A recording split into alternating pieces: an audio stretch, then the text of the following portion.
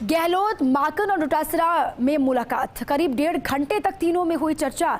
मुख्यमंत्री आवास पर यह अहम मुलाकात हुई। दोनों उपचुनाव की रणनीति पर मंथन किया गया। गहलोत, माकन और डोटासरा में मुलाकात हुई।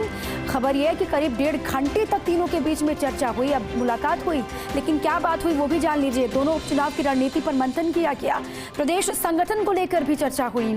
सीएम गहलोत की कुशलक्षेम भी पूछी। माकन ने अभी ठीक हुए हैं।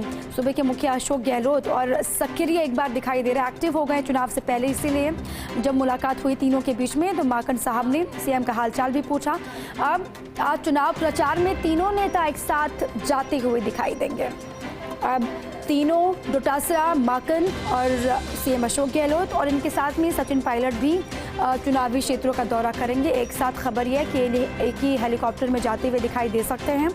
उससे पहले मुख्यमंत्री आवास पर तीनों के बीच में चर्चा हुई है।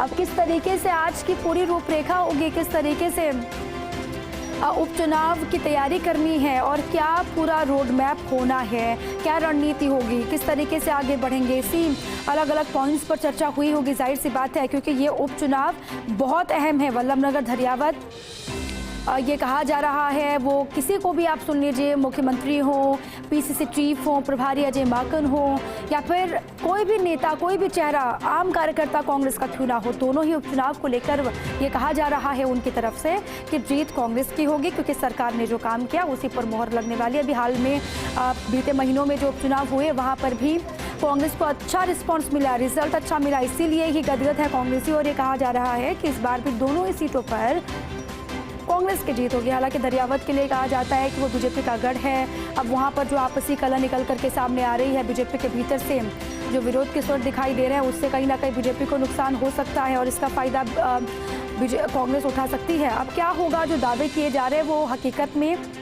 धरातल पर दिखाई देंगे, इसी पर लगातार नजर भी है। इसी पर ब्यूरो चीफ योगेश शर्मा जी मेरे साथ जुड़ चुके हैं।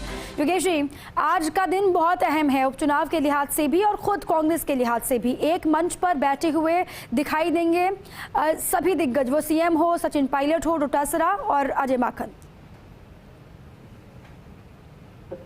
दीपा, देखिए पूरी तरह कांग्रेस चुनावी मोड में आ चुकी है और क्योंकि हमने कुछ समय पहले भी तस्वीरें देखी थी जब एक ही चौपर में बैठ के चारों नेता गए थे चुनावी क्षेत्रों में, ठीक वैसी तस्वीर हमें आज भी नजर आने वाली है। यूँ कहा जा सकता है कि अब आलाकमान के निर्देशों के बाद राजस्थान की कांग्रेस के अंदर काफी कुछ नए चेंजेस देखने को मिलेंगे। उन चेंजेस से पहले इनके जो हालात हैं वो अब चुनाव के जरिए नजर आ रहे हैं। खासतौर पर जो जानकारी है वो यही है कि राजनीतिक नियुक्तियों को सबसे पहले अमलीनामा पहनाने की बात की जा रही है। पहले मंत्रिपरिषद के मतलब विस्तार की बात थी, अब नियुक्तियों को लेकर भी बात की जाती कि वो पहले होंगी। तो कुल मिलाकर चुनाव को लेकर जिस तरह कांग्रेस पार्टी रणनीति बना रही है और जिस तरह कल रात को डैमेज कंट्रोल भी किया गया, अजय माकन और मुख्यमंत्री गोविंद सिंह डोटासरा के बीच लंबी बातचीत हुई, तो वो डैमेज कंट्रोल इस बात को लेकर था कि कांग्रेस की दोनों सीटें किस तरह जीती जाए। तो वहाँ जो भी कांग्रेस पार्टी के जो भी स्थानीय नेता है उनको एक जाजम पर लाया जाए और बिना किसी वोट को कांग्रेस पार्टी के तोड़े हुए या बिना किसी कांग्रेस पार्टी के वोट को टूटने से बचाते हुए ये काम किया जाए और डैमेज कंट्रोल किया जाए। दूसरी सबसे बड़ी बात ये रही कि आने वाले समय में किस तरह की राजनीतिक तौर पर घटनाक्रम होंगे उसके मद्देनजर भी बातचीत हो, चाहे वो राजनीतिक नियुक्तियां हो, मंत्रिपरिषद के विस्तार हो, चाहे वो कांग्रेस संगठन के विकास हो, चाहे वो जिला अध्यक्षों का पेंडिंग इश्यू हो, प्रदेश कांग्रेस कार्यकारिणी का विस्तार हो, तमाम बातें जो पाइपलाइन में है और जिनको लेकर फैसले लिए जा रहे हैं। पहले एक बड़ा घटनाक्रम हुआ, ऑल इंडिया कांग्रेस कमेटी ने डॉक्टर रघु शर्मा को गुजरात का इंचार्ज बनाया। तो ये कांग्रेस पार्टी के राजस्थान के नेताओं पर जिस तरह आलाकमान का विश्वास, तो वो विश्वास हमें राजस्थान के नेता प्रूव करते हुए भी नजर आते हैं जब उन्हें जिम्मेदारी दी जाती है। गुजरात जो मुख्यमंत्री नहीं थे अशोक गहलोत, तब उन्होंने गुजरात का चुनाव की कमान को संभाला था और बखूबी तौर पर उन्होंने गुजरात के अंदर बड़ा चुनौतीपूर्ण कार्य किया था और उस वक्त भारतीय जनता पार्टी को कड़ी टक्कर देने का काम भी गुजरात में भारतीय जनता पार्टी की सबसे मजबूत गढ़ में किया था। अब उन्हीं के राजनीतिक तथा राजनीतिक शिष्य के तौर पर जाने के लिए चर्चित डॉक्टर रघु शर्मा को गुजरात की जिम्मेदारी दी गई।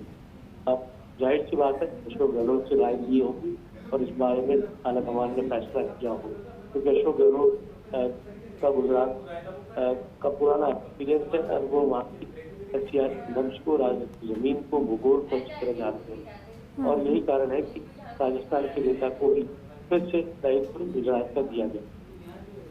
हरीश चौधरी ने पंजाब में दायित्व को बखूबी निभाया, जो आलाकमान ने टास्क किया उसको उन्होंने पूरा किया। राजस्थान के अन्य नेता धीरज गुजर जो राजस्थान के विदेश के अंदर भी भागीदारी निभा रहे हैं, अमर जितेंद्र सिंह आसाम में निभा रहे हैं। तो राजस्थान के नेताओं को पर भरोसा बिल्कुल अलग और शिद्दत के साथ वो काम करते हैं। और बात आज अजय माकन कुछ देर बाद मुख्यमंत्री गहलोत, सचिन पायलट, सिंह डोटासरा सभी एक साथ चुनावी दौरे पर तकरीबन 9:15 बजे के लगभग जयपुर से रवानगी ठीक है योगेश और मेवाड़ के दौरे। ठीक है, अलग अलग राज्यों में जो भूमिका रही राजस्थान के मंत्रियों की पार्टी को मजबूत करने के लिए भी पार्टी स्तर पर, इसीलिए अब ये भरोसा बढ़ता हुआ दिखाई दे रहा है, बढ़ता लगातार जा भी रहा है। बहुत शुक्रिया आपका पूरी जानकारी के लिए। इसी पर मेरे सहयोगी नरेश शर्मा भी जुड़ चुके हैं। नरेश, आज का दिन बहुत अहम है क्योंकि सभी एक साथ दिखाई देंगे। ये हमने देखा था तब जब डूंगरगढ़ में किसानों के समर्थन में एक सभा हुई थी, तब एक साथ दिखाई दिए थे सब, और आज भी वही होने वाला है। क्या पूरा कार्यक्रम रहेगा, कितने बजे निकलना है, कितने बजे पहुंचना है, क्या जानकारी? देखिए, क्योंकि उपचुनाव है, उपचुनाव का ये प्रचार करने का और मुख्यमंत्री अशोक गहलोत बात है तो लंबे वक्त बाद जयपुर से बाहर निकल रहे हैं और जो बाहर निकलने का जो मकसद है वो भी कांग्रेस को जीत दिला सकता है। तो आज की अगर हम बात करें तो 9:15 बजे का समय है जो मुख्यमंत्री अशोक गहलोत जयपुर से रवाना होंगे।